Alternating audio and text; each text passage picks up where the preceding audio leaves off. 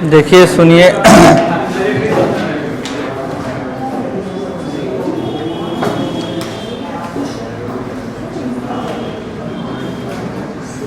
करें शुरू। जल संभर प्रबंधन। जल संभर को हम लोग जान चुके थे। जल संभर का मतलब क्या है, वाटर शेड का मतलब। ये थोड़े कंफ्यूजिंग शब्द हैं। Catchment area, drainage basin, water shade. Britain में वाटर डिवाइड को ही वाटर शेड कहते हैं। अमेरिका में वाटर डिवाइड के अंतर्गत जितना भी क्षेत्र है उसको वाटर शेड कहा जाता है। तो हम लोग अमेरिकन बेसिस पर चल रहे हैं।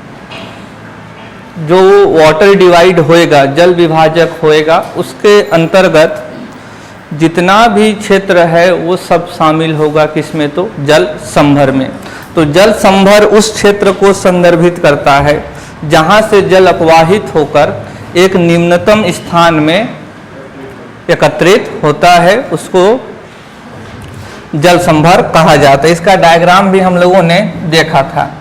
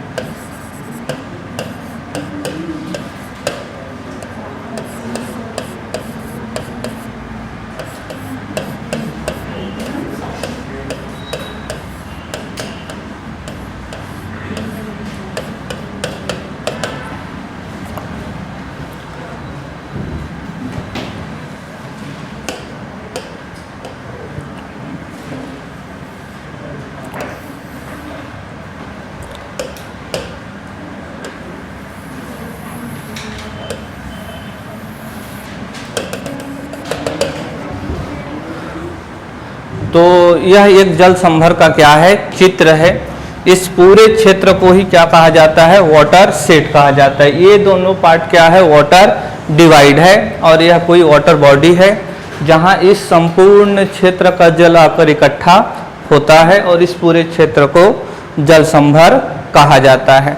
आज जो हम लोग का विषय है वो है जल संभर प्रबंधन, वाटर शेड मैनेजमेंट। तो जल संभर प्रबंधन क्या है, इसको थोड़ा जान लेते हैं।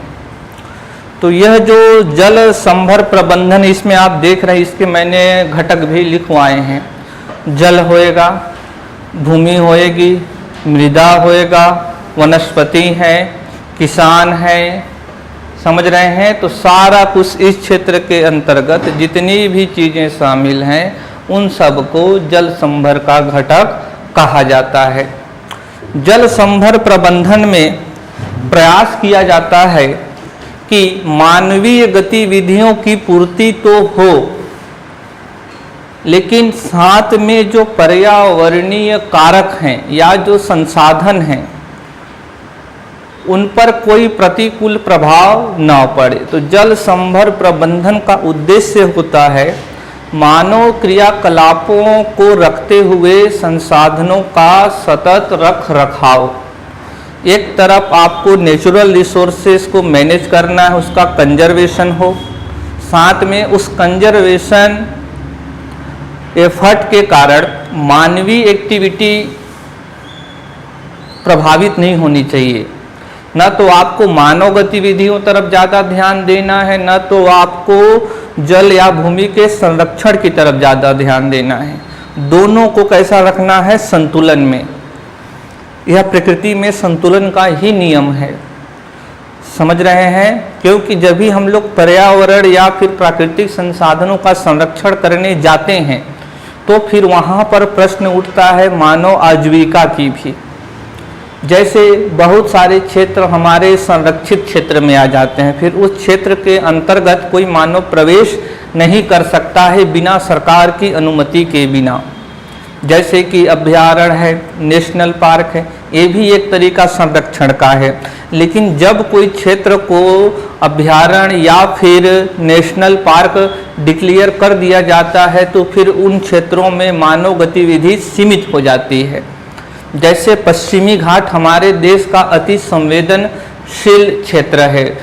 पूरे दुनिया भर में, पूरे पृथ्वी भर में अगर खूबसूरती प्राकृतिक स्थानों की सूची बनाए तो निश्चित रूप से शुरुआती के 5 में वेस्टर्न घाट को रखा ही जाएगा, इतना ज़्यादा खूबसूरत है। लेकिन आज मानव गतिविधियों के कारण उसका अवनयन होता जा रहा है, तो सरकार उसको संरक्षित करना चाहती है।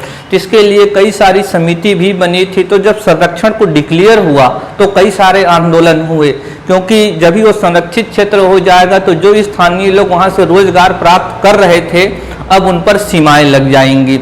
जैसा भी मणिपुर में हिंसा हो रहा है उसके पीछे भी यही कहानी है। वहाँ के स्थानीय निवासियों का कहना है सरकार वनों को संरक्षित क्षेत्र घोषित करके हमको बाहर करना चाहती है और बड़े उद्योगपतियों को लाना चाहती है। समझ रहे हैं? तो इसमें ऐसा प्रयास करना है कि भूमि जल का भी संरक्षण हो और मानव विकास भी बना रहे। कुल मिला के यह एक तरीके का सतत विकास है। सतत विकास में यही किया जाता है। सतत विकास कहते हैं उसको, टिकाऊ विकास भी कहते हैं, धारणीय विकास भी कहते हैं। टिकाऊ यानी लंबे समय तक चले। अगर जिस रफ्तार से या जिस तरीके से आज उसका दोहन किया जा रहा है प्राकृतिक संसाधनों का जो ग्रामीण परिवेश में, वह ज़्यादा दिन तक चल नहीं पाएगा क्योंकि अंधाधुंध दोहन हो रहा है। कोई भी बुद्धिमत्तापूर्ण प्रयोग या उपयोग उन संसाधनों का हो नहीं रहा है। तो जल संभर प्रबंधन में मानव विकास और एक तरफ जल, भूमि, वनस्पति, वन्य जंतु इत्यादि की हमें संरक्षा करनी है। यानी इन दोनों में ही क्या बैठाना है? संतुलन बैठाना है। समझ रहे हो? यानी जल संभर के पाठ हम भी हैं, मानव भी हैं, जल भी है, भूमि भी है, पशु भी है, वनस्पति भी है। समझ रहे हैं? सारा कुछ, यानी कुल मिलाकर इस वाटर डिवाइड के अंतर्गत जितने भी लोग हैं, जितने भी पशु हैं, जितने भी वन्य जंतु हैं, वनस्पतियां हैं, जल निकाय हैं, भूमि है, मृदा है, उन सभी का विकास होना चाहिए। प्रयास करना है किसी एक पर भी प्रतिकूल प्रभाव न पड़े। समझ रहे हैं? तो जल संभर प्रबंधन की परिभाषा क्या होएगी? तो जल संभर परिभाषा में लिख रहा हूं, जरा समझने का प्रयास करेंगे आप लोग। जल संभर भूमि, जल एवं अन्य प्राकृतिक संसाधनों एवं प्राकृतिक संसाधनों के मार्ग दर्शन एवं संयोजन हेतु अपनाई जाने वाली वह प्रक्रिया है जिसके अंतर्गत प्राकृतिक संसाधनों पर प्रतिकूल प्रभाव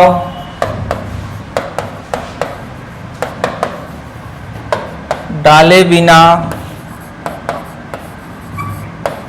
मानवीय आवश्यकताओं को उपलब्ध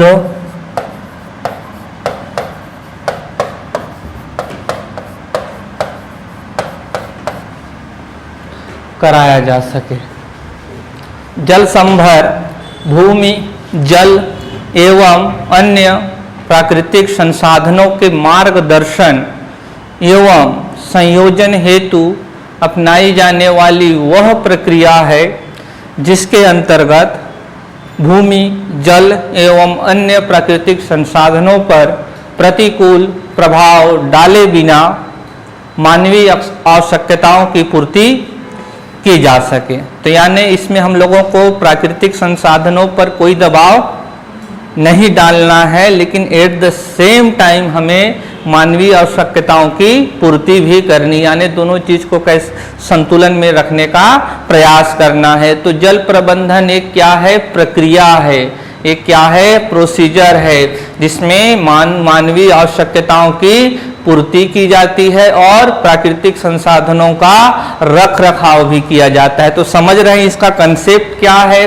कंसेप्ट समझ जाओगे बच्चों, यह साइंस बेस्ड सब्जेक्ट है, इसमें रटने की आवश्यकता नहीं होती है, इसके मूल को समझा जाता है। जब मूल समझ जाओगे तो तथ्य भी जल्दी याद हो जाएंगे, और अगर मूल को नहीं समझे तो तथ्यों से पार नहीं पा पाओगे।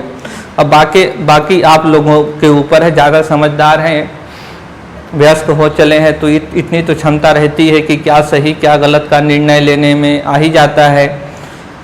समझ रहे हैं? तो यह एक प्रक्रिया है। क्या है?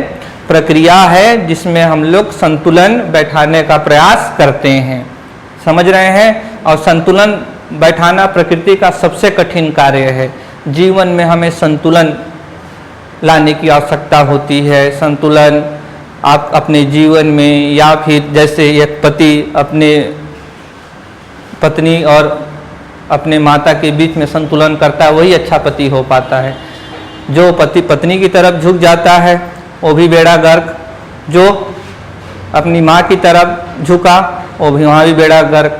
तो दोनों में क्या करना है? सामंजस्य बिठाना है। आपको अपने जीवन में एक तरफ मनोरंजन गतिविधि, एक तरफ अपने जीवन का आपको वो करना है, जीवन को अच्छी दिशा में ले जाना है।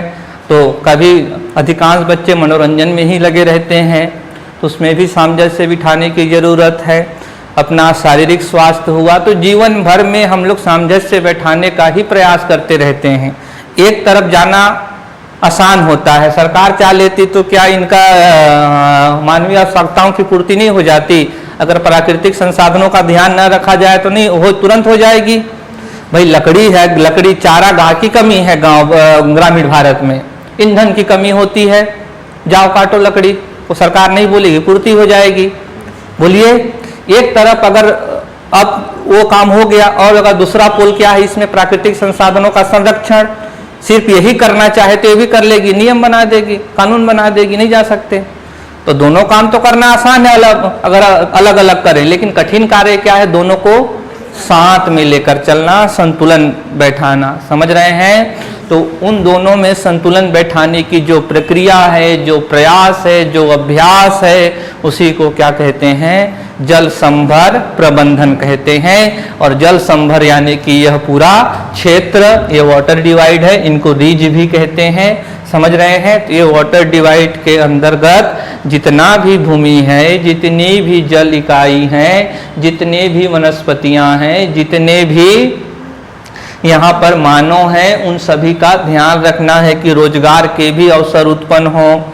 समझ रहे हैं? और जो भी चीज इस क्षेत्र में किया जाए उसका जो लाभ है समाज के सभी वर्गों को समान रूप से मिले। क्योंकि अभी आप जानते हैं कि हमारे समाज में अनेक प्रकार की विषमताएं हैं, तो अधिक संसाधनों पर उच्च वर्ग का हक है, इसीलिए तो आरक्षण की व्यवस्था कई लोग अंधाधुंध विरोध करते हैं, आरक्षण का आंख बंद करके विरोध करते हैं, तो सही नहीं है। अधिक संसाधन कुछ लोगों के पास केंद्रित है। आप लोग देखे होंगे एक के पास पता नहीं कितना 30-40 एकड़ जमीन रहता है, तो किसी के पास आधा एकड़ भी जमीन नहीं रहता है।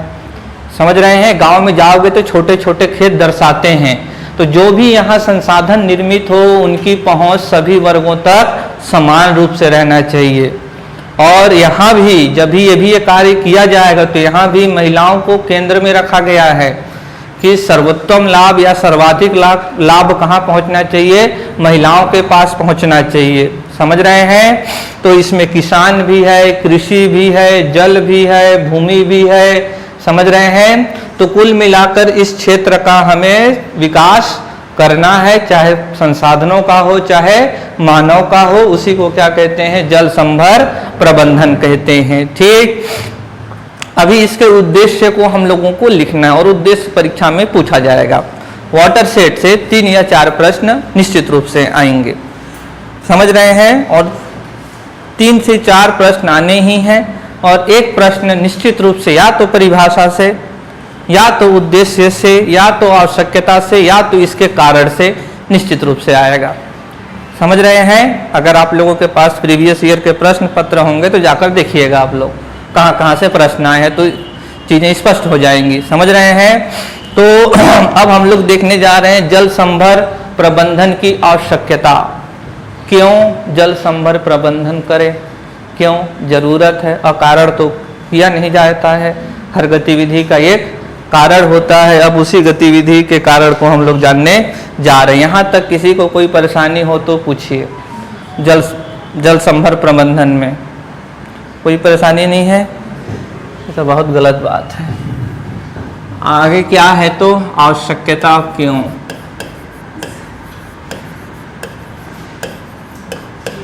जल प्रबंधन की क्यों हमें आवश्यकता है? अकारण तो हुआ नहीं होगा, कुछ ना कुछ तो कारण हुए हो।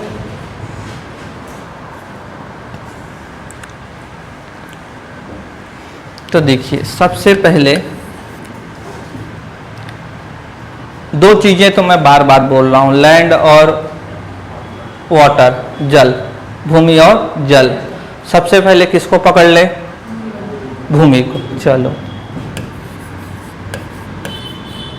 तो क्या लगता है आपको, क्या क्या समस्या है? जो समस्या आप लोग देखते हैं भूमि के रिस्पेक्ट में ग्रामीण भारत में, वो जरा बताइए मुझे। जो भी समस्या लगता है कि ग्रामीण भारत में लैंड से संबंधित ये समस्या है वर्तमान में, जोर से बोलोगे तब आता है। ऐसा बोलते हो कि बाजू वाले को सुनाई दे। बंजर भूमि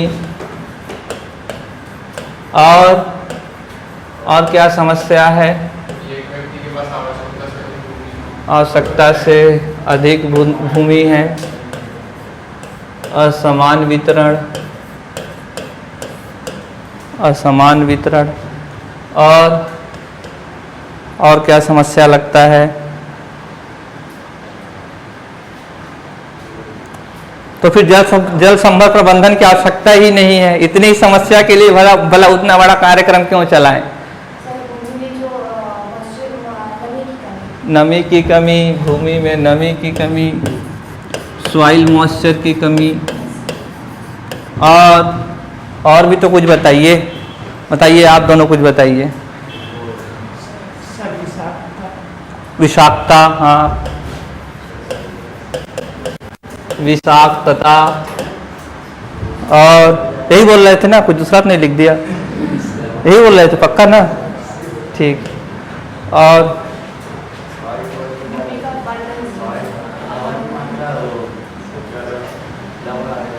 जोर से बोलिए। तो लिख देते हैं जो पीएच वैल्यू है वो सही नहीं है, या तो वो कम है या तो वो ज़्यादा हो गया है, संतुलन में नहीं है। तो देखिए, यही सारी चीज़ें समस्याएं हैं जो आप लोग बताए हैं। ये भी एक समस्या है, इसको भी हल किया जा रहा है अनेक तरीकों से। जैसे कि अभी जो आदिवासी लोगों की ज़मीन है वो उसके ऊपरी वाले वर्गों के नाम नहीं होती है, ज़मीन नहीं खरीद सकते हैं, समझ रहे हैं? ताकि एक तरीके का जो असमान वितरण हो वो और न बढ़े। अब तो ये दूर नहीं होगा उस चीज़ से, लेकिन वो जो असमानता है वो और न बढ़े, इसके लिए अब सीलिंग कर दी गई है, समझ रहे हैं? दूसरा तरीका हम बताए थे कि कृषि भूमि के लिए सीलिंग लगाई गई है, सीलिंग एक्ट बताए थे, याद है? और इसके लिए तो विशेष रूप से इस समस्या को दूर करना है तो हमें फिर से भूमि पुनर्वितरण करना पड़ेगा, समझ रहे हैं? सरकार को एक बार अधिग्रहण करना पड़ेगा पूरी जमीन को, फिर डिस्ट्रीब्यूट करना पड़ेगा। तो ये तो थोड़ा बहुत बड़ा समस्या है, समझ रहे हैं? और इसके लिए कोई बहुत मजबूत सरकार ही कर सकती है, विशेष रूप से अभी जो बहुमत की सरकार है, समझ रहे हैं, क्योंकि बड़े बड़े जमीन पर बड़े बड़े रसूख वालों का कब्जा है, जहाँ सरकारी उन लोग के राजनीतिक पार्टी में फंड जाता है, करने ही नहीं देंगे, समझ रहे हैं। तो ये तो बहुत बड़ी समस्या है, लेकिन ये जो सारी समस्या आप बताए हैं, इन समस्याओं से गुजर रहा है आज हमारा ज़मीन। ठीक, तो अभी जो ज़मीन है, ज़मीन की 3 विशेषताओं को देखिए आप। भूमि की 3 विशेषताएं रहती हैं, एक भौतिक गुण, एक रासायनिक गुण और एक क्या है, जैविक गुण, समझ रहे हैं। तो जैसे भूमि के हम लोग अगर भौतिक गुण में आए, भौतिक यानी कि क्या, फिजिकल फैक्टर, क्या फिजिकल फैक्टर में क्या हो गया, मृदा का या भूमि का गठन, टेक्सचर मतलब क्या होता है कि मिट्टी कैसे बनती है, मिट्टी का कंपोजिशन क्या है, कैसे गुंडा बनोगे भला, सिल्ट, क्ले और सैंड, इनका कितना कितना अनुपात है, इनका कितना कितना अनुपात है, उसी को इन 3 चीज़ों से बनती है। अब सभी मिट्टी में कोई वहाँ मशीन तो है नहीं कि सब 33% चले जाएं, समझ रहे हैं। इसी के नाम पर तो मिट्टियों के नाम बदलते हैं, समझ रहे हैं। तो जैसे जिसमें ज़्यादा रेत हो गया बलुई मिट्टी, रेत बालू हो गया, समझ रहे हैं। अगर तीनों चीज़ बराबर है तो दोमट मिट्टी हो गया, जो सबसे अच्छी प्रकार की मिट्टी है, समझ रहे हैं। ये वाला ज़्यादा हो गया तो चीका हो गया, मृणमय मिट्टी हो गया, क्लेई सॉइल हो गया, जो कहाँ मिलती है तो बेमेतरा वाले पार्ट में। तो इनका कितना कितना अनुपात है, उसको क्या कहते हैं, गठन। मृदा की संरचना, मृदा को इतना काट ले और काट कर उसको ऐसे देखें तो हमको कई सारे लेयर मिलते हैं। अगर गांव वाले होंगे तो कहीं कुआं खोदता रहता था बचपन के समय, तो वहाँ दिखाई देता था अलग अलग रंग, अलग अलग लेयर दिखाई देता था, देखे होंगे। तो वो क्या कहलाती है, मृदा की संरचना कहलाती है, समझ रहे हैं। तो इन सारी चीज़ों को क्या कहते हैं हम लोग। हाँ, तो अभी मृदा का, अगर मृदा में ज़्यादा रेत होता जाएगा तो यानी उस मृदा की गुणवत्ता या उसका हेल्थ सही नहीं है, समझ रहे हैं। क्योंकि जैसे जैसे उनका अनुपात होगा वैसे वैसे वहाँ पर जल कितना रहेगा, कब तक रहेगा, कितना नीचे जाएगा और कब बह जाएगा, समझ रहे हैं। जैसे अगर क्ले की मात्रा ज़्यादा हो गई तो पानी बहता नहीं है, जल्दी रुक जाता है, जैसे काली मिट्टी। और अगर बड़े बड़े कण हो गए तुरंत ही बह जाता है। चावल और आटा, चावल में पानी डालो तुरंत बह जाता है, आटा में बहता है क्या। तो जिसमें छोटे आकार के कण रहते हैं उनमें समस्या रहती है। तो अभी हम लोगों को इसको भी संतुलन में रखना होगा। आगे क्या है, उसकी संरचना के भी अपनी अपनी अलग अलग विशेषताएं होती हैं। आगे मृदा का क्या है, तो रासायनिक गुण। आगे मृदा का क्या है, रासायनिक गुण। मृदा का रासायनिक गुण यानी कि क्या, बोलिए। सबसे पहले तो पीएच वैल्यू है मृदा का। इससे पता चलेगा कि जो मृदा है उदासीन है कि लवणीय प्रकृति का है कि क्षारीय प्रकृति का है। दोनों ही स्थिति सही नहीं है, समझ रहे हैं। अगर अम्लीय प्रकृति का हो गया तो पर भी कई फसल उसमें सस्टेन नहीं कर पाएंगे, और अगर क्षारीय प्रकृति का हो गया तो पर भी उसमें फसल नहीं उग पाएंगे, समझ रहे हैं। दूसरी बात, मृदा में पोषक तत्वों की क्या यहाँ पर स्तर है। पोषक तत्व nitrogen, phosphorus, sulphur, potassium, cobalt, समझ रहे हैं। तो उसका न्यूट्रिएंट लेवल क्या है। आगे क्या, कौन सा गुण, जैविक गुण। आगे क्या है, जैविक गुण। जैविक गुण में क्या क्या, बोलो। बैक्टीरिया नहीं रहेंगे तो भला कैसे होएगा। खाद अगर डालोगे तो कैसे जाकर मिलेगा, कौन उसको खत्म करेगा मिट्टी में, बैक्टीरिया करेगा। बोलिए, कवक, फंजाई, आगे केंचुआ, अर्थवर्म, बोलिए। तो ये अभी के मिट्टी में इन सब की कमी होती जा रही है। तो देखिए, तो इसमें अभी क्या हो रहा है वर्तमान में कि मृदा की भौतिक, रासायनिक एवं जैविक गुण लगातार ह्रास होते जा रही है। यानी मृदा का गठन बदल रहा है, मृदा के पीएच वैल्यू में बदलाव आ जा रही है नकारात्मक रूप से, और उसके बैक्टीरिया और केचुआ और कवक के रूप में बड़ी समस्या है। अब केचुआ रह नहीं पाते हैं यूरिया के अंधाधुंध प्रयोग से, तो जैविक गुण क्या हो गया उस मृदा का, कम हो गया। समझ रहे हैं? तो अभी वर्तमान में ये जो भूमि है वो इन समस्याओं से गुजर रही है। जब इन समस्याओं से गुजरेगी तो भूमि अपने आप कहाँ की तरफ बढ़ेगी? बंजर होने की तरफ बढ़ेगी। कहाँ की तरफ? बंजर का मतलब क्या? कुछ नहीं, अनउपजाऊ। समझ रहे? अब एक पौधा देख जाओगे, बोलोगे सर ये तो नहीं रहा भाई, जिस सर में अगर एक बाल हो तो उसको गंजा ही कहते हैं, वो भी बंजर ही है, एक बाल होने से कोई फर्क नहीं पड़ेगा। तो वैसे ही अगर एक दो झाड़ी उग गए तो बोलोगे सर बंजर नहीं है। झाड़ी का क्या है? झाड़ी तो कहीं भी उग जाता है, इसीलिए तो झाड़ी है, बहुत तेजी से फैलता है। समझ रहे हैं? तो बात को समझ पाए क्या? और जब सारी ये सब नीचे जाएंगे, तो वैसे वैसे ही मृदा का अपक्षय यानी वेदरिंग एवं अपर्दन शुरू हो जाएगा। समझ रहे हैं? मृदा का अपक्षय एवं अपर्दन, पहले मृदा अपनी जगह पर टूटेगी, फिर जल और वायु के साथ बह जाएगी। तो जब उसका जल वायु उसको उस जगह से स्थानांतरित करते हैं तो उस चीज को क्या कहते हैं? अपर्दन। और जब वो अपने ही जगह पर टूटते रहते हैं तो उसको क्या कहते हैं? अपक्षय। दोनों में अंतर है। समझ रहे हैं? तो मृदा का अपक्षय एवं अपर्दन होगा, जिससे भूमि कहाँ की तरफ बढ़ेगी? बंजर भूमि की तरफ बढ़ेगी। समझ रहे हैं? बोलिए। और फिर वह जमीन कृषि के योग्य रहेगी क्या? और ग्रामीण भारत की मुख्य गतिविधि क्या है? कृषि। बोलिए। जब कृषि योग्य भूमि नहीं रहेगी तो किसानों के मध्य आज नहीं तो कल ये होगा, अगर रोका नहीं गया तो। बोलिए। आज अगर कल नहीं ये चीज़ नहीं हुई, भाई मुझे आप ही बताइए कि अगर वनस्पति कम हो, अब मानिए कि एक भूमि था, पहले वहाँ 4-5 पेड़ थे, ठीक, अब वो 4-5 पेड़ वहाँ से हट गए, पानी बरसेगा तो सबसे पहले कौन बहेंगे? छोटे वाले कण, फिर वहाँ बड़े बड़े कण आ गए, सैंड की मात्रा बढ़ गई, क्योंकि क्ले वाले तो छोटे हैं, वो बह जाएंगे जल्दी जल्दी, फिर कल को वो भी बहेगा। समझ रहे हैं? तो धीरे धीरे इस भूमि पर फिर जब वहाँ कुछ है ही नहीं, पेड़ के पत्ते ही नहीं है, तो बैक्टीरिया किसको खाएगा? भाई पेड़ के पत्ते गिरते थे उनको वह खाता था। मृत जैविक पदार्थों का भोजन करता है बैक्टीरिया। जब वहाँ पेड़ की पत्ते क्या करेगा रह के? बोलिए। तो चीज़ों को समझ रहे हैं ना? तो जब भी कृषि योग्य भूमि ही नहीं रहेगी तो किसानों के आय की संकट होगी कि नहीं? निश्चित रूप से होगी, ठीक। और आप लोग वो जानते हैं किसानों का आय का तो संकट होएगा ही, देश में और क्या कमी हो जाएगी?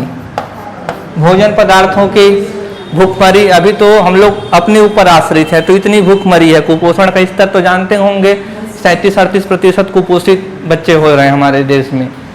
समझ रहे हैं? जब हम लोग अभी आश्रित हैं, कल को भूमि धीरे धीरे अक्रमिक होती जाएगी, डिग्रेडेड होता जाएगा, और जब ऐसा होएगा तो उस भूमि को क्या कहेंगे?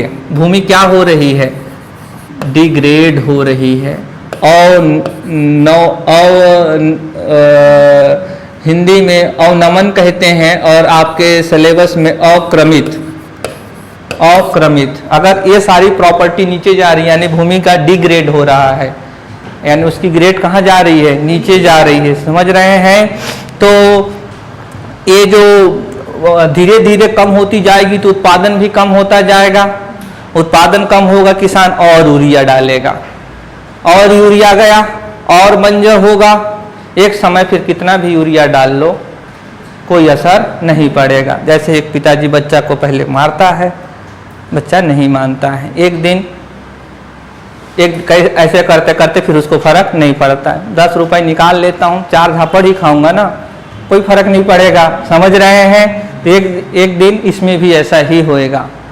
एक दिन जितना भी डालते रहेंगे फिर उत्पादन या उत्पादकता बढ़ने वाली नहीं है। और ऐसे में क्या होता जाएगा? भारत में भोजन की कमी होती जाएगी। और वो आपको याद ही होगा, नहीं याद होगा मैं जान रहा हूँ, मल्थुजियन थ्योरम, जिसमें बताया गया था कि जनसंख्या और जो जनसंख्या है ज्योमेट्रिक प्रोग्रेशन से बढ़ती है, गुणोत्तर श्रेणी से बढ़ती है, जबकि भोजन अरिथमेटिक प्रोग्रेशन में समानांतर क्रम में बढ़ती है। तो जनसंख्या बहुत तेजी से बढ़ेगी, भोजन उतने रफ्तार में नहीं बढ़ेगा तो क्या होएगा, समस्या होएगी। समझ रहे हैं? तो इसीलिए तो ये बात समझ गए भूमि में समस्या है कि नहीं, निश्चित रूप से है। और ये सब किसके कारण हो रही है आप जान रहे हैं, अत्यधिक खाद का प्रयोग हो रहा है। बोलिए, अत्यधिक जमीन से भी पानी निकालते उससे भी भूमि क्षारीय हो जाती है। अगर बहुत ज़्यादा नलकूप का यूज़ किया जाता है ना, ट्यूबवेल का अगर बहुत ज़्यादा यूज़ किया जाता है, ट्यूबवेल पानी जब अंदर से बाहर आती है तो पानी अंदर से बाहर आ रही, अंदर में जहाँ वो पानी रहता है उस पानी में बहुत ज़्यादा लवण रहते हैं, सॉल्ट रहते हैं। तो पानी जब ऊपर आता है तो उसमें घुला हुआ सॉल्ट भी ऊपर आता है। अब वो पूरा ऊपर, अब भाई ऊपर आकर उसको तो पूरा पानी कहीं टैंक में रख नहीं लोगे, पाइप से फसलों में ही छिड़कोगे। अब वो लवण जो नीचे था वो कहाँ आ गया, ऊपर आ गया। तो इससे भूमि धीरे धीरे क्षारीय होती जाती है। इसीलिए पंजाब हरियाणा की जो भूमि है धीरे धीरे अत्यधिक क्षारीय होती जा रही, क्योंकि वहाँ पर सिंचाई के लिए बहुत ज़्यादा ट्यूबवेल का प्रयोग किया जाता है। समझ रहे हैं? तो ये एक समस्या है, इसमें बात आप समझ पाए क्या? आगे है, जल को ले लेते हैं। बोलिए, जल भी धीरे धीरे, अब जल का भी क्या होगा, गुण होएगा। जल का भी क्या गुण होएगा कि नहीं होएगा?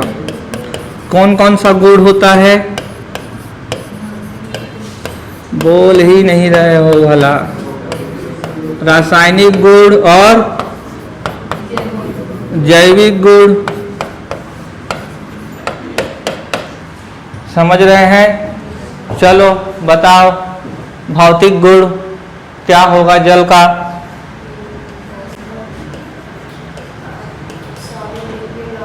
सॉलिड, लिक्विड और गैस। गैस कौन सी अवस्था में है? हाँ ठीक है, अवस्था में परिवर्तन भौतिक गुण होता है। भौतिक परिवर्तन और रासायनिक परिवर्तन पेपर में आता है, फिजिक्स कहता है। तो भौतिक गुण यानी कि क्या? जल का घनत्व, जल का तापमान, जल का तापमान, जल का दाब। तो अगर जल का तापमान बहुत ज़्यादा है, जल का तापमान अगर बहुत ज़्यादा है तो वहाँ ऑक्सीजन की क्या हो जाएगी, कमी हो जाएगी। कमी होगी कि ज़्यादा हो जाएगी? निश्चित रूप से कम हो जाएगी। टेम्परेचर बढ़ने पर ऑक्सीजन की मात्रा कम हो जाती है। कैसे जाने? पानी गर्म करते हो, शुरू शुरू में तो बुलबुले आते हैं, वो वही जो वायु है वो निकल रहे होते हैं जो जल के अंदर रहते हैं। जल के अंदर वायु रहती है तभी तो मछली सांस लेती है, नहीं होती तो भला कैसे लेती? यानी जल के अंदर वायु है और वही बाहर निकलती है। तो अभी जब तापमान ज़्यादा रहेगा तो मछलियों को बड़ी समस्या होती है, क्योंकि वहाँ पर ऑक्सीजन की मात्रा कम हो जाती है। रासायनिक में फिर से जल का क्या, पीएच वैल्यू, जल में कौन कौन से वहाँ रासायनिक एलिमेंट है, क्योंकि बहुत सारे जो यूरिया है, यूरिया में समस्या क्या होता है? यूरिया में देखिए, जब भी किसान उसको डालता है तो किसानों को नहीं मालूम है उसको किस समय में डालना। अगर उस यूरिया डाला, तुरंत पानी बरस गया, तुरंत घुल के वो पानी के साथ चला जाता है, ठीक। और अगर तुरंत नहीं भी घुला तो पानी बरसता है तो कुल मिलाकर वो जो घुल कर कहाँ जाना है, अंतिम में नदी तालाब में ही जाना है उस पानी को।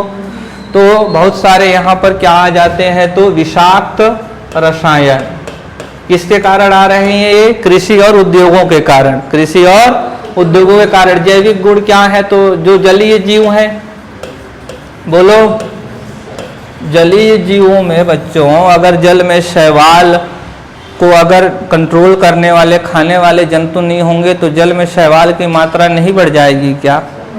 बढ़ जाएगी ना। तो सब कुछ कैसा रहना चाहिए? संतुलन में।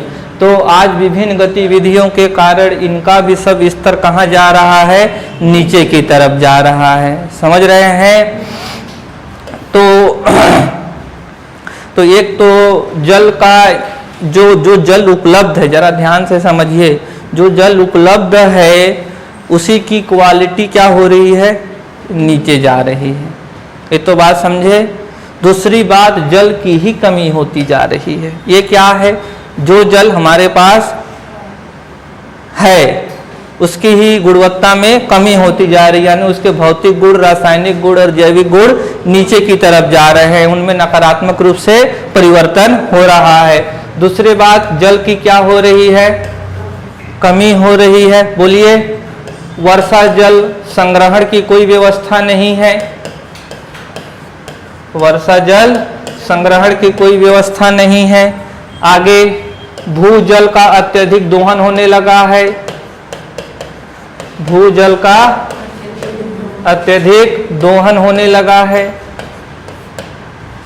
समझ रहे हैं? तो ये कुछ समस्याएं किसको लेकर है? जल को। और जल निकासी, ड्रेनेज किसी क्षेत्र का बेहतर होना चाहिए। ड्रेनेज नहीं रहेगा बेहतर। ड्रेनेज का मतलब क्या है? किसी क्षेत्र से पानी का बाहर निकल के जाना। हमारे पूरे जो भारतीय शहर है उनकी ड्रेनेज व्यवस्था बहुत ही घटिया प्रकार की है। रायपुर में थोड़ी सी वर्षा होती है, देखते हो नालियों के सड़क पर क्या आ जाते हैं? पानी, यानी कि यहाँ का जो ड्रेनेज सिस्टम है वो सही से नहीं है। पानी को आसानी से बाहर नहीं निकाल पाते। कैसे निकाले? पूरे नाली तो जल से कम डिस्पोजल, कुरकुरे, राशि, विमल और न जाने क्या लबालब रहता है। देखे हो, पानी नहीं रहता, कचरा से पूरा फुल रहता है वो नाली। कहाँ से पानी निकलेगा? समझ रहे हैं? पैक्ड कर देते हैं तो लोग उसको अपना बना लेते हैं। पैक्ड करने की भी सुविधा तो है, कई नाली पैक्ड रहते हैं, देखे होंगे। आज से नहीं, 3-4 हजार साल पहले सिंधु घाटी भी पड़े होंगे ना, इतिहास में पैक्ड नाली होती थी। सोचो, आज नहीं, उस समय थी। समझ रहे हैं? तो जल निकासी क्या होनी चाहिए?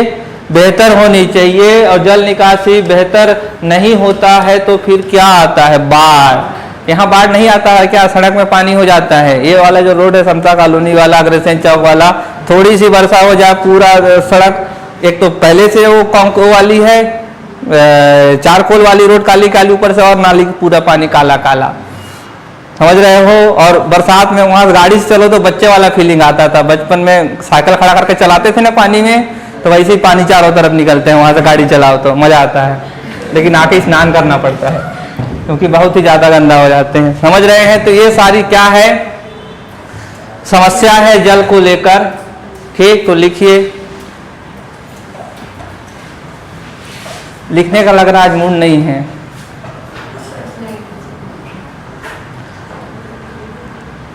अगर इतना चीज नहीं लिखना है तो यहाँ क्या लिख लोगे कि जल के भौतिक, रासायनिक एवं जैविक गुणों में ह्रास हो रही। जो उपलब्ध जल है, फिर इसमें जल की कमी। बोलिए, वर्षा जल का संग्रहण नहीं हो रहा है, भूजल का अत्यधिक दोहन हो रहा है। बोलिए,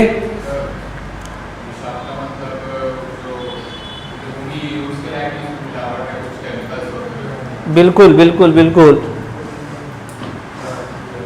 विषाक्तता, ऐसे खतरनाक रसायन जो पौधे के लिए भी नुकसानदायक हैं और आपके लिए भी नुकसानदायक हैं। इसी से ही क्या होता है? बायो एक्यूमुलेशन, जैव संचयन।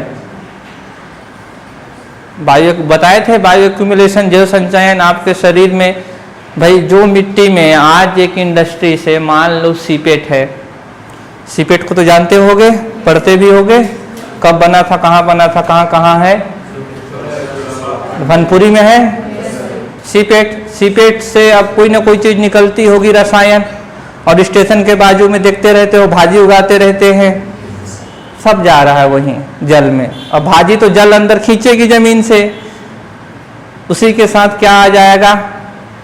टाइटेनियम मान लीजिए आ गया, खा लिए भाजी, हो गया आउच आउच डिजीज। समझ रहे हैं? और आपके शरीर में वो भाजी खाते जाओगे, हाँ बड़ा मस्त है, और भी एक दिन और खाता हूँ। धीरे धीरे वो क्या होता जाएगा? जमा होता जाएगा। केले जो खा रहे हैं पकाने के लिए क्या हो रहा है? कार्बाइड का प्रयोग हो रहा है। बोलिए। और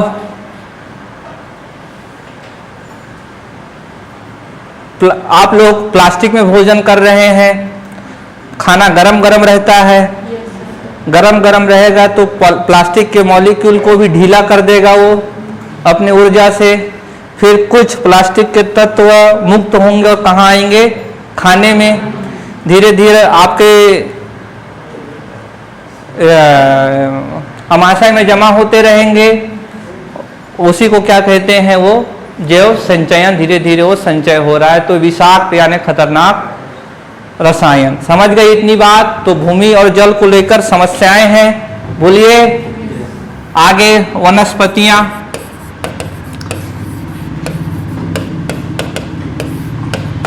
वनस्पतियों का जो कवर है, वनस्पतियां जो आच्छादन है वो लगातार बढ़ रही हैं कि घट रही हैं? बोलिए घट रही हैं।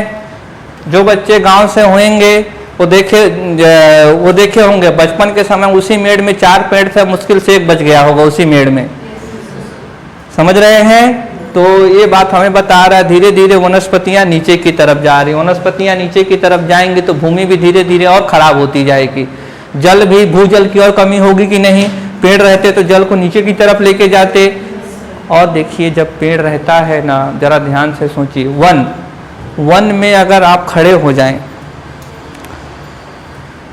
जब भी वन में खड़े हो जाएंगे तो आपके ऊपर डायरेक्ट पानी कभी आ ही नहीं सकता है अगर वन में खड़े हैं तो। ठीक। और क्यों ऐसा? क्योंकि कैनोपी उनको रोकता है। वनों में जो पानी आता है वो छनकर आता है धीरे धीरे और खुले स्थान पर टपाटप गिरता है। टपाटप गिरा पता भी चलता है और तुरंत क्ले आपके पेंट में स्प्लैश कहते हैं। सबसे पहला वही बनता है। नदी से पहले स्प्लैश बनती है, बूंदाघात पड़ी, वहाँ का क्ले आपके पेंट पर आ गया, बहकर और आगे निकल जाता है नदी में। नदी धीरे धीरे उथली होती जाती, बाढ़ आएगी, नदी उथली होएगी तो पानी कहाँ जाएगा? बरसात का। समझ रहे हैं? तो अगर खुला रहता है तो मृदा का अपरदन और बढ़ता है, क्योंकि वो कैसी हो रही है? सीधी आकर गिर रही है। अगर पेड़ रहता तो सीधी आकर नहीं गिरती, छन छन कर आती। समझ रहे हैं? तो वनस्पतियां आच्छादन नहीं होती तो ना ही भूजल बढ़ेगा। बोलिए भूजल बढ़ सकता है क्या? भाई जड़ें रहती हैं, मिट्टी को देखो जब भी अच्छा ये मुझे जरा सोचकर बताइए कि वनस्पतियां के रहने से भूजल में कैसे वृद्धि होगी? ये तो सुने होंगे बचपन से। अगर पेड़ हैं, मिट्टी को तो बांधे रखते हैं, नई नई खेत बनती है, मेड़ बह जाता है, 2-3 साल बाद उस मेड़ में छोटे छोटे दूबी घास उगाते हैं, मेड़ बहुत मजबूत हो जाता है फिर। समझ रहे हैं? तो ये जरा बताइए कि भला पेड़ों के होने से या घास के होने से या वनस्पतियों के होने से भूजल कैसे बढ़ेगा? एक हाँ ठीक है। एक तो जैसे इन्होंने बताया कि जो जड़ें रहेंगी उससे पोर्स क्रिएट हो जाएगा, रंध्र क्रिएट हो जाएंगे। दूसरी बात, पेड़ रहेगा, पत्तियां रहेंगी तो दीमक, केचुआ ऊपर नीचे आते रहते हैं मिट्टी में, तो रंध्र को बनाए रखते हैं। समझ रहे हैं? वहाँ विभिन्न प्रकार की जैविक क्रियाएं चलती रहती हैं। पेड़ रहता है तो पानी को भी मिट्टी से जाने से पहले ह्यूमस से गुजरना होता है। एक इतनी परत पत्तियों का जो अवशेष होता है ऊपर, इसलिए पेड़ में जाओगे तो गद्दे के जैसा लगता है, गुजुल गुजुल ऐसा लगता है, वो पूरा ह्यूमस रहता है। समझ रहे हैं? बोलो हाँ। तो भूजल बढ़ती है क्योंकि बहुत सारा पोर्स क्रिएट हो जाता है, रंध्र क्रिएट हो जाता है, और ऊपर से छनकर आ रही है धीरे धीरे, तो उसको टाइम भी मिलता है। उसमें तो सटासट गिरा और निकला, पहले रिल्स बना, गुलिस बना, स्ट्रीम बनी, रवाइन बनी, नदी बन गई। समझ रहे हो? तो दूसरी तीसरी समस्या क्या है? वनस्पतियों के क्षेत्रफल में कमी या वनस्पतियों आच्छादन में क्या आ रही है? कमी आ रही है। ठीक। इसके कारण भूजल में लगातार कमी आती जाएगी। बोलिए भूजल में कमी आती जाएगी, अपरदन क्या होता जाएगा? बोलो बच्चों, मृदा अपरदन बढ़ता जाएगा, मृदा अपरदन बढ़ता जाएगा और वहाँ की जैव विविधता भी क्या होती जाएगी? कम होती जाएगी। भाई वनस्पति ही नहीं रहेंगे तो और कोई जीव रह सकता है क्या? क्योंकि वनस्पति ही तो हमारे पारितंत्र के उत्पादक वर्ग हैं। उत्पादक वर्ग ही नहीं रहेगा तो बाकी वर्ग कैसे रहेंगे? समझ रहे हैं भाई? हिरण रहकर क्या करेगा जब वनस्पति नहीं रहेगी? तो खाएगा किसको वो? समझ रहे हैं? चले आगे। तो तीसरी समस्या क्या है? वनस्पति। समझ गए? आगे बढ़ते हैं। तो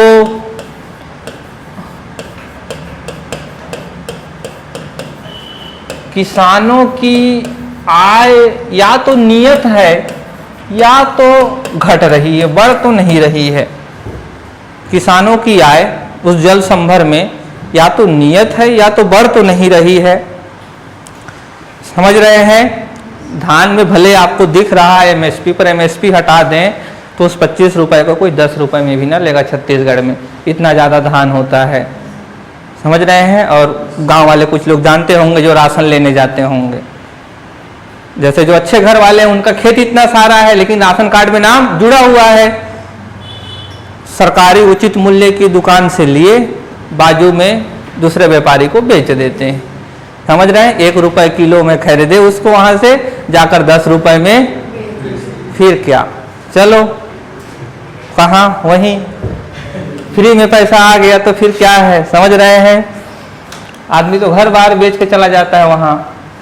किसानों की आय नियत बनी है या तो कम होती जा रही है। दूसरी तीसरी बात, ईंधन की भी कमी है क्योंकि वनस्पतियां बची नहीं है, लकड़ी वकड़ी जल्दी अब मिलते नहीं हैं। बोलिए, प्रधानमंत्री उज्ज्वला योजना के तहत गैस सिलेंडर बांटे गए हैं लेकिन वो अभी कार्य नहीं कर रहे हैं, गाँवों में यूज नहीं होते हैं। समझ रहे हो? तो ईंधन की कमी है, चारागाह की कमी, ये तो बहुत ही बड़ी समस्या हो चली है। चारागाह की कमी, भूमि ही नहीं जहाँ पर पशुओं को चराया जा सके। समझ रहे हैं? इसीलिए इसी की समस्या के लिए तो रोका छेका अभियान है। समझ रहे हैं? तो चारागाह भूमि की क्या हो जा रही है? कमी होती जा रही है। और धीरे धीरे लास्ट में क्या बताएंगे? पर्यावरण का भी अवनयन हो रहा है। पर्यावरण का भी अवनयन हो रहा है। तो बस उद्देश्य अब आपका हो गया। इन्हीं भूमि की वो जो समस्याएं थी उसी को दूर करना जल संभर प्रबंधन का उद्देश्य है। जल में जो समस्या हो रही है उसी का समस्या को दूर करना इसका उद्देश्य है। वनस्पतियों के कवर को बढ़ाना है, ईंधन की सतत आपूर्ति करनी है, चारागाह की भी समस्या हल करना है और पर्यावरण अवनयन को रोकना है। उत्पादन और उत्पादकता में वृद्धि करके किसानों की आय में भी वृद्धि करनी है। समझ रहे हैं? तो अब यहाँ से उद्देश्य को लिखना बहुत सरल हो जाएगा। समझ रहे हैं? क्योंकि अब हम लोग क्या समझ लिए हैं कि यह क्यों शुरू किया जा रहा है, तो क्यों का समझ में आ जाएगा तो उद्देश्य तो समझ में आ ही जाएगा। समझ रहे हैं? लिख लिए? उद्देश्य को लिखेंगे। उद्देश्य को शॉर्ट में कर रहे हैं, ठीक? तो सबसे पहले लिखेंगे मृदा। अब उद्देश्य आ जाइए, ठीक? तो सबसे पहले लिखेंगे, पहले में क्या था? मृदा था। तो मृदा के स्वास्थ्य में वृद्धि, मृदा के स्वास्थ्य में वृद्धि, ठीक? मृदा के स्वास्थ्य में वृद्धि। दूसरा जल से लिखिए। जल से सबसे पहला तो जल में होना है, जो उपलब्ध जल है उसकी गुणवत्ता में वृद्धि, उपलब्ध जल की गुणवत्ता में वृद्धि, उपलब्ध जल की गुणवत्ता में वृद्धि, उपलब्ध जल की नहीं बोलते हो में वृद्धि। और क्या है तो हाँ, वर्षा जल संग्रहण बहुत ज़्यादा जरूरी है और सबसे महत्वपूर्ण पार्ट है ना वर्षा जल संग्रहण। कैसे तो छोटे छोटे बांध बनाकर या छोटे छोटे जल संग्रहण प्रणाली, संग्रहित जल का दक्षतापूर्ण प्रयोग, संग्रहित जल का दक्षतापूर्ण उपयोग, संग्रहित जल का दक्षतापूर्ण उपयोग। बोलिए सिंचाई, क्या आ जाएगा?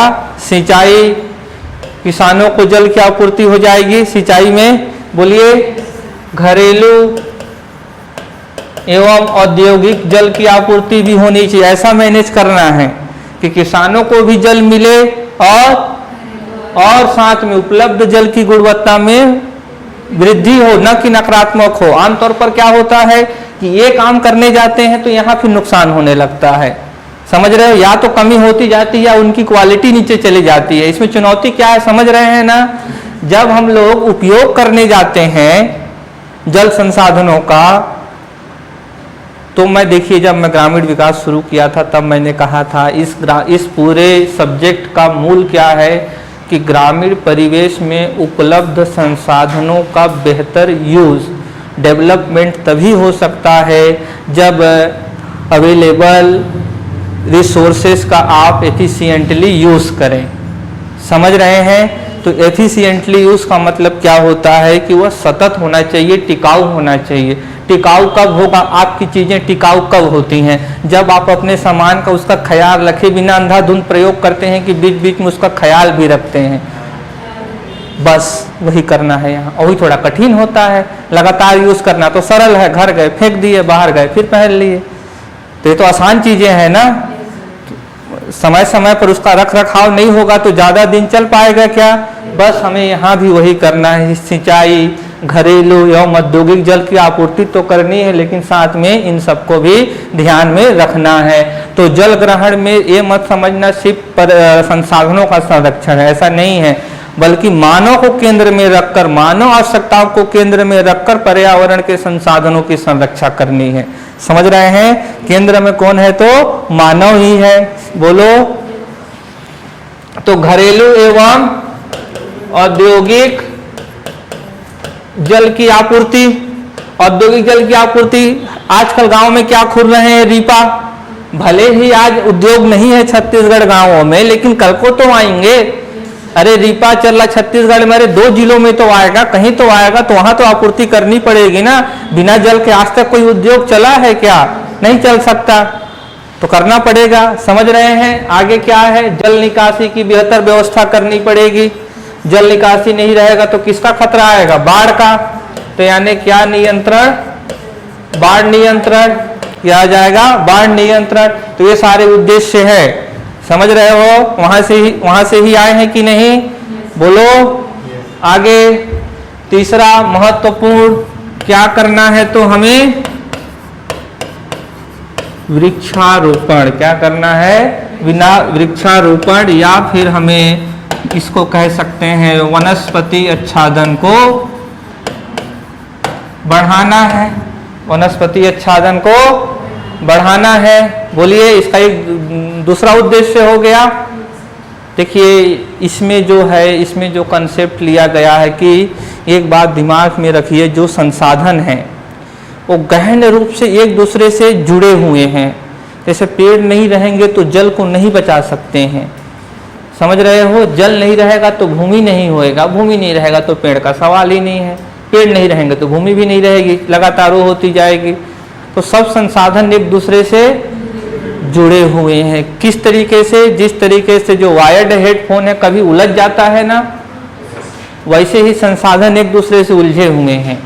तो अगर इन सबको रखना है तो पूरे को रखना होगा, तो इसीलिए पूरे को ध्यान में रखा जा रहा। बताया था ना उस पूरे क्षेत्र को, क्योंकि सभी संसाधन एक दूसरे से जुड़े हुए हैं, इसीलिए हमको एक साथ करके देखना। इसीलिए आगे जब पढ़ेंगे, अभी तो हम लोग आए नहीं है, integrated water shade management plan, एकीकृत जल संभर प्रबंधन योजना, एकीकृत कहा गया, इंटीग्रेटेड अप्रोच में सोचना है, न कि उसको बांट करके, डिसइंटीग्रेट करके नहीं। समझ रहे हैं? तो आगे तो वृक्षारोपण या वनस्पति आच्छादन को हमें बढ़ाना होगा। आगे उत्पादन और उत्पादकता में वृद्धि करके किसानों के आय की वृद्धि। उत्पादकता तो पता चले हैं, सभी जानते हो ना, भूमि की निश्चित मात्रा को रखते हुए उत्पादन की मात्रा में वृद्धि करना क्या कहलाएगा? उत्पादकता कहलाएगा। ठीक, आगे तो उत्पादन एवं उत्पादकता के जरिए किसानों की आय में वृद्धि करना। ठीक, चलें आगे, बोलो आगे। वन्य जीव एवं पशुधन पर भी ख्याल रखना है, बोलिए, क्योंकि अगर पशुधन नहीं होंगे बच्चों तो खाद कहाँ से आएगा? जैविक खाद नहीं होगा, फिर क्या डालेंगे? यूरिया। फिर यूरिया जाकर जल में मृदा को विषाक्त करेगा, तो हो पाएगा क्या? नहीं हो पाएगा। तो पशुधन भी इसमें शामिल है। ये सभी ऑप्शन में आएंगे, इसलिए लिखवा रहा हूं इतना सारा उद्देश्य। समझ रहे हैं कि निम्नलिखित में से कौन सा इसके उद्देश्य में शामिल है या शामिल नहीं है? चले आगे।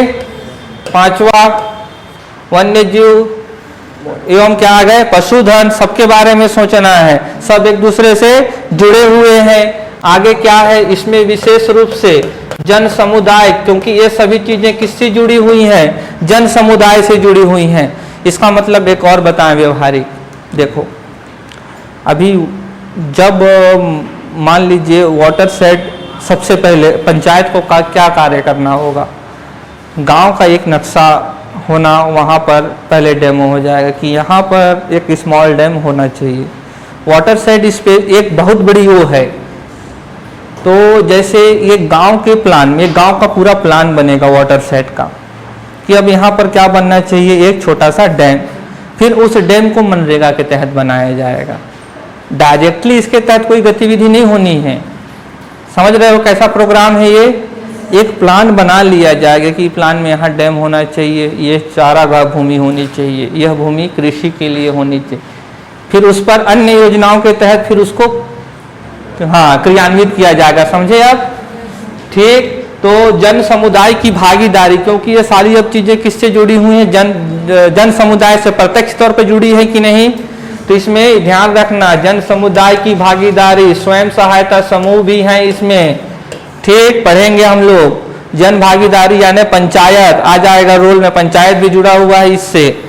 समझ रहे हैं? जब भी डीपीआर बनेगा, डिटेल्ड प्रोजेक्ट रिपोर्ट बनेगा, तब इन लोगों से क्या की जाएगी? चर्चा की जाएगी प्रोजेक्ट को बनाने से पहले वहां के स्थानीय निवासियों से। आगे क्या नंबर? 6 नंबर। और साथ में क्या हो जाना चाहिए? रोजगार का सृजन होना चाहिए। रोजगार का सृजन होना चाहिए। Integrated water shade management plan का लाभ समाज के सभी वर्गों तक समान रूप से उपलब्ध होना चाहिए। ज्यादा दिन नहीं चल पाएगा, फिर कोई आंदोलन नहीं कर देगा, बोलिए, फिर सब नष्ट हो जाएगा किया कराया। और भागीदारी नहीं पहुंचेगा तो फिर कुछ लोग विरोध करेंगे, फिर योजना जमीन पर आ पाएगी क्या? नहीं आ पाएगी। तो इसीलिए सबको साथ लेना है ताकि स्मूथली वो रन करता रहे। समझ पा रहे इस पॉइंट को सभी लोग? Integrated water shade management plan का लाभ समाज के सभी वर्गों तक समान रूप से उपलब्ध होना चाहिए। सभी वर्गों तक समान रूप से उपलब्ध होना चाहिए। बोलिए। महिलाओं के हितों को भी ध्यान में रखा गया है। महिलाओं के हितों को भी ध्यान में रखा गया है। भूमि में तो मतलब तो समझ गए हो ना, बंजर भूमि होने से बचाना है। महिलाओं के हितों को भी ध्यान में रखा गया है। स्वयं सहायता समूहों को भी इसमें शामिल किया गया है। ठीक। और 9वां क्या है तो जागरूकता। आगे क्या है? जागरूकता फैलाना है और इससे संबंधित प्रशिक्षण उपलब्ध कराना है। इतना काफी होएगा उद्देश्य में।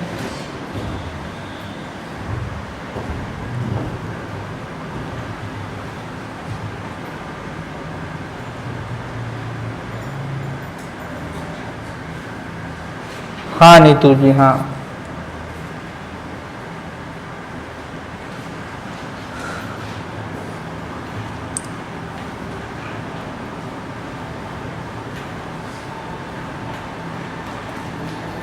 हो गया, लिख लिए।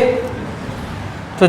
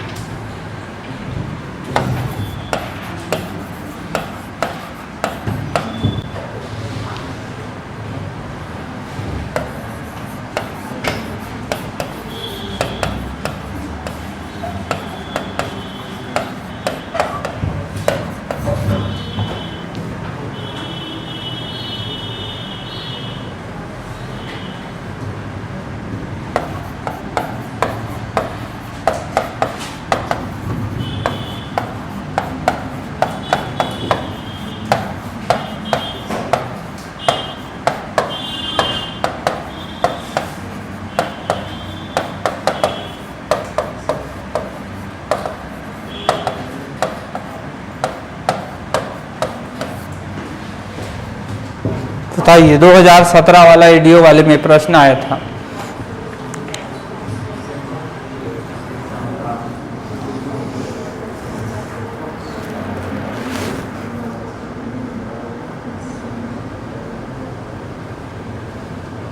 बताइए नीतू जी, नीतू टंडन, रवीना टंडन जी की याद आ गई। टिप टिप बरसा पानी।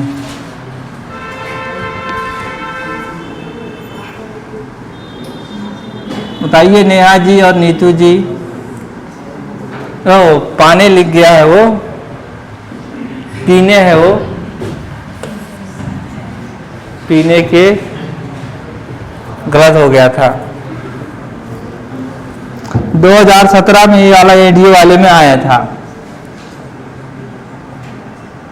क्या लग रहा है?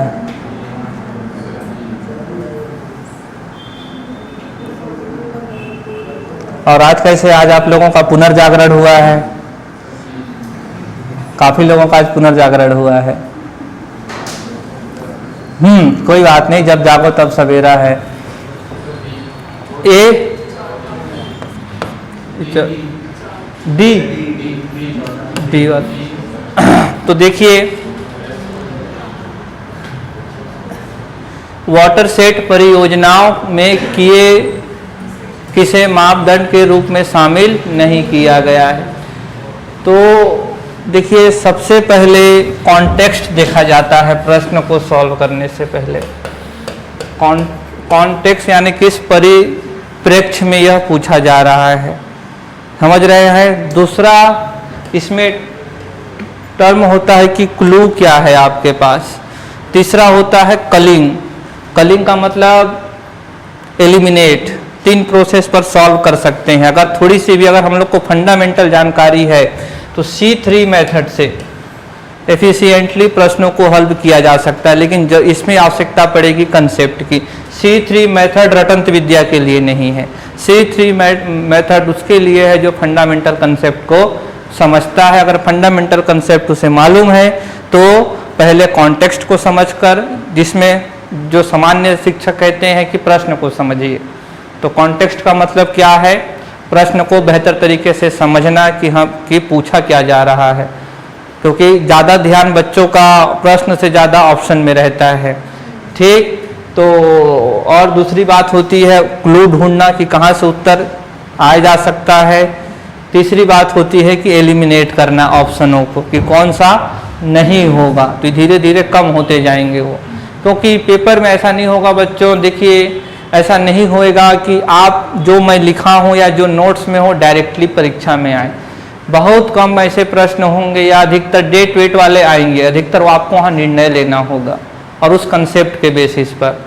ठीक, तो यहाँ आपसे क्या पूछा गया है कि मापदंड यानी कि क्या मानक, कि किन मानकों के जरिए किसी जगह का चुनाव किया जाएगा वाटर सेट परियोजनाओं में। तो हम लोगों ने समस्या पढ़ा, जहाँ वो समस्या होगी वहाँ उपलब्ध कराया जाएगा। ठीक, तो पहला क्या है, पीने की पानी की कमी, जल की कमी लिखे थे। अब जल की कमी में पीने का भी है एवं अन्य घरेलू आवश्यकताएं के उपयोग हैं, अन्य घरेलू उपयोग कपड़ा धोने के लिए। तो जल की कमी पीने के लिए भी, वन्य जंतुओं के लिए भी, हमारे लिए भी। तो बोलिए, तो ये तो शामिल था वहाँ पर। दूसरा क्या है, जल संसाधनों का अत्यधिक दोहन, ये भी पढ़े, अंधाधुंध दोहन हो रहा है, पाइप छोड़ कर चले जाते हैं, जिसका जो मन, कोई जमीन से निकाल रहा है तो कोई कहीं पर यूज कर रहा है, कोई ठिकाना नहीं है। समझ रहे हैं। आगे क्या है, अवक्रमित भूमि की उपलब्धता, धीरे धीरे वो जो लैंड क्या होती जा रही है, डिग्रेडेड होती जा रही है। आगे क्या है, वाटर शेड भूमि का सुनिश्चित सिंचाई में शामिल होना। ऐसा तो नहीं हो सकता, सिंचाई एक पक्ष जरूर है, सिंचाई एक पक्ष जरूर है, क्योंकि इसके उद्देश्य में मानव विकास है। और ग्रामीण मानव विकास तभी हो सकता है जब कृषि का विकास हो, और कृषि का विकास कब हो सकता है, जब सिंचाई की सुविधा हो। सिंचाई की सुविधा नहीं होती है तो किसान मानसून के रहमो करम पर आश्रित होते और साथ में रबी का फसल नहीं ले पाते। छत्तीसगढ़ में रबी का फसल नगण्य होता है।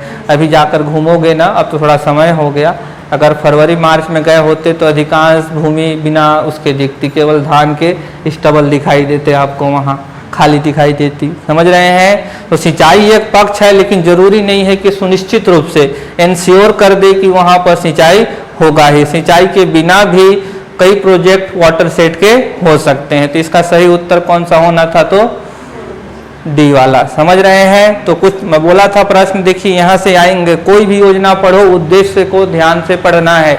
उद्देश्य से जो प्रश्न आएंगे कठिन आएंगे, तारीख वाला प्रश्न तो हर कोई हल कर लेगा।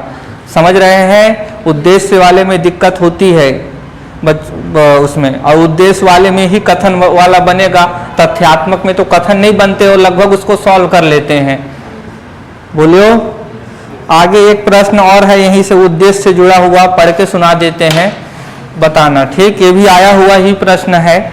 वाटर शेड प्रबंधन के अंतर्गत निम्नलिखित में से किसे किन्हें विकसित करने को उच्च प्राथमिकता दी गई है। पहला ऑप्शन है अवक्रमिक भूमि, दूसरा ऑप्शन है वर्षा सिंचित कृषि योग्य भूमि, ए एवं बी दोनों, डी सभी उपलब्ध भूमि। क्या बताना है, सी होगा, ए और बी दोनों होगा। तो इसमें भी आपसे पूछा गया था कि प्रायोरिटीज में कौन सा रहेगा। ठीक, तो अवक्रमित भूमि, उसके बिना तो चीजें नहीं, उस भूमि को रिस्टोर करना पड़ेगा। अगर क्षारीय हो गया है तो उसको संतुलन उदासीन करना होगा। बोलिए। और अगर वहाँ सैंड की मात्रा लगातार बढ़ रही तो तुरंत हमें वृक्षारोपण करना पड़ेगा। समझ रहे हैं। आगे क्या था, वर्षा सिंचित कृषि योग्य भूमि, इसको भी रखना है हम लोगों को। सिंचाई की सुविधा, यही तो ध्यान बताया ना, केंद्र में कौन है, तो मानव है, तो कृषि योग्य भूमि तो आनी ही आनी है। बोलिए। वर्षा सिंचित वाला जो क्षेत्र है वहाँ हम लोग को सिंचाई वाला देना होगा। वर्षा वाले जो वर्षा पर आश्रित रहते हैं, तो वर्षा सही समय पर हुई नहीं हुई, कई सारी समस्याएं हैं। और जो चौथा वाला ऑप्शन था वो क्या है, सभी उपलब्ध भूमि। सभी उपलब्ध भूमि नहीं होंगे। देखिए क्यों नहीं होंगे, कुछ तो रहवास वाले इलाके हो जाएंगे, और जब ही कथन वाला आ जाए तो जो एक्सट्रीम वर्ड होते हैं, वो गलत होते हैं। जैसे अभी यहाँ पर सभी, कोई नहीं, ऐसे बहुत कम चीज़ें होती हैं जो 100% हों इस प्रकृति में। तो जो एक्सट्रीम वर्ड वाले होते हैं, अत्यंत, सभी, ये सब थोड़े गलत रहते हैं। समझ रहे हैं? अगर यहीं पर इसी में लग जाता क्या कि लगभग सभी भूमि शामिल होते हैं तो ये सही हो जाता, क्योंकि सभी शामिल होंगे। वाटर सेट में दोनों लिखा हुआ है, कृषि योग्य भी और गैर कृषि योग्य भी, लेकिन बस यहाँ एक शब्द क्या जोड़ दिया गया, सभी जोड़ दिया गया। थोड़ा इसमें, और ज़्यादातर भाई उसको ही प्लानिंग कर सकते हैं जो सार्वजनिक भूमि हो। अब किसी को घर से निकाल कर थोड़ी कहोगे चलो तुम अपने खेत में ऐसा बनाओ, कह सकते हैं क्या? नहीं कह सकते ना। समझ रहे हैं? तो ये 2 प्रश्न आए थे यहाँ से थे, और आगे एक प्रश्न, शायद 3 प्रश्न आए थे पिछले साल वाटर शेड में। 4 नहीं, 3 से ज़्यादा हैं, 1 2 3 4 5 7 8 प्रश्न हैं वाटर शेड से। और बहुत छोटा टॉपिक है और अच्छा टॉपिक है, कॉन्सेप्ट बेस्ड टॉपिक है, बहुत ज़्यादा याद करने की ज़रूरत नहीं।